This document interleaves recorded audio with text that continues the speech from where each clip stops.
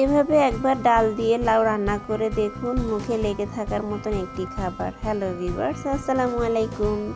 আশা করি সবাই ভালো আছেন, সুস্থ আছেন। আমি আলহামদুলিল্লাহ আপনাদের দয়ায় ভালো আছি। যে বা যারা যেখান থেকে আজকের ভিডিওটি আপনারা দেখছেন, আশা করব পুরো ভিডিওটি দেখে সুন্দর একটা লাইক কমেন্ট করে যাবেন। তো এই যে এখানে আমি চলে আসলাম, লাউ ঠিক এভাবে কেটেছি, কাঁচামরিচ কেটেছি, সাথে একটু বরকতের জন্য আলু দিয়েছি। আপনারা চাইলে পরে এই আলুটা স্কিপও করতে পারেন, চাইলে দিতেও পারেন, বাকি একটু বেশি হওয়ার জন্য এই আলুটা দেওয়া। তো এদিকে যে মসুরের ডাল আমি কিছুক্ষণ ভিজিয়ে রেখে একটু নরম করে নিয়েছিলাম। তো এই যে এখানে মসুরের ডালটা নিয়েছি। আসলে ডাল দিয়ে লাউ তরকারি কিন্তু অসম্ভব মজার লাগে যদি সেভাবে রান্না করা যায়। তো আমি এখানে একটা হাঁড়ি বসিয়ে দিয়েছি, তেল দিয়েছি, দুটো তেজপাতা, দুটো না, এখানে আমি একটা তেজপাতা ছিঁড়ে দিয়ে দিয়েছি, দুটো শুকনো মরিচ দিছি।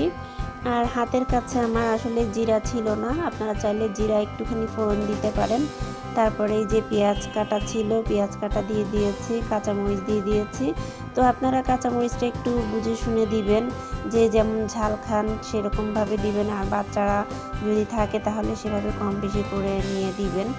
তো আসলে এই তরকারিটা আমি আমার বাচ্চাদের জন্য আলাদা করে করব আর আমাদের জন্য আলাদা করে করব দেখে এর জন্য বেশি করে কাঁচা ঝাল দিয়ে দিয়েছি। তার মধ্যে হচ্ছে গিয়ে আমি জিরা বাটা দিলাম 1.5 চামচ, 1 চামচের মতন। তারপর পেঁয়াজ বাটা দিয়েছি 2 চা চামচের মতন, একটু বেশি দিয়েছি। তারপর রসুন বাটাও 2 চামচের মতন দিয়েছি। এবার এগুলোকে ভালো করে তেলের মধ্যে একটু ভাজা ভাজা করে নিব, যেন কাঁচা গন্ধটা না থাকে। তো কাঁচা গন্ধটা চলে গেলেই আমি এখানে অন্যান্য মশলাগুলো আরও দিয়ে দিব। তো এই যে ভালো করে আমি একটু ঘুটে নিচ্ছি, আর কাঁচা ভাবটা চলে যাবে এর মধ্যে। তো এখানে পেঁয়াজ বাটা আর আদা বাটাটা যদি আপনি দিতে পারেন একটু বেশি করে, আপনার তরকারি কিন্তু দ্বিগুণ মজার হয়ে যাবে। তো এখানে আমি হলুদের গুঁড়ো, মরিচের গুঁড়ো এগুলো দিয়েছি, লবণটাও দিয়ে দিয়েছি, দিয়ে একটু ভালো করে কষিয়ে নিচ্ছি। এই যে তেল ওঠা পর্যন্ত আমি একটু ভালো করে কষিয়ে নিব। এই যে অনেকটাই তেল উঠে গেছে। তেল উঠে যাওয়ার পরে আমি এক এক করে সব কিছু উপকরণগুলো দিয়ে দেব।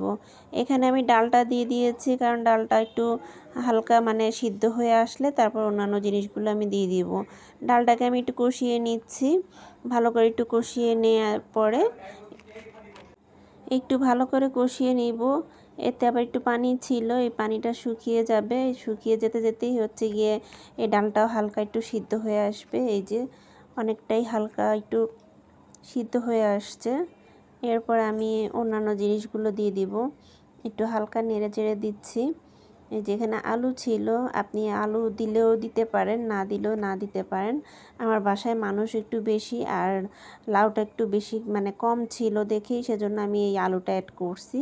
খারাপ লাগেনি খেতে, খেতে কিন্তু দারুণ মজার হয়েছে। তো এর মধ্যে আমি আলুটাও কষিয়ে নিচ্ছি, কারণ আলুটার কাঁচা ভাবটা যে গন্ধ থাকে সেটা চলে যাবে। আমি এটার সাথে একসাথে হচ্ছে গিয়ে মিশিয়ে ভালো করে একটু কষিয়ে নিব। একটু তেল উঠে আসলে, হালকা একটু তেল উঠে আসলেই আমি এই যে এখানে লাউটা দিয়ে দিছি। এই যে দেখুন লাউয়ের পরিমাণটা আসলে অনেক কম ছিল।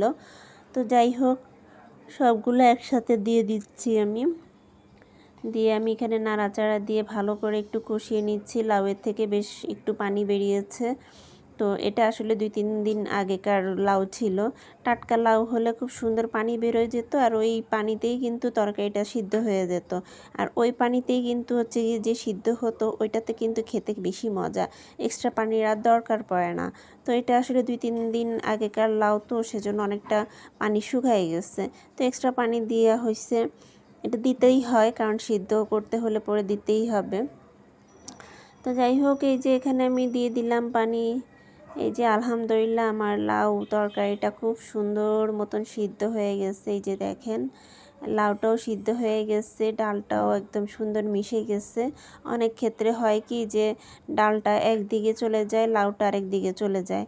তো আলহামদুলিল্লাহ খুব সুন্দরভাবে সিদ্ধ হয়ে গেছে লাউ। তারপর হচ্ছে ডালটা।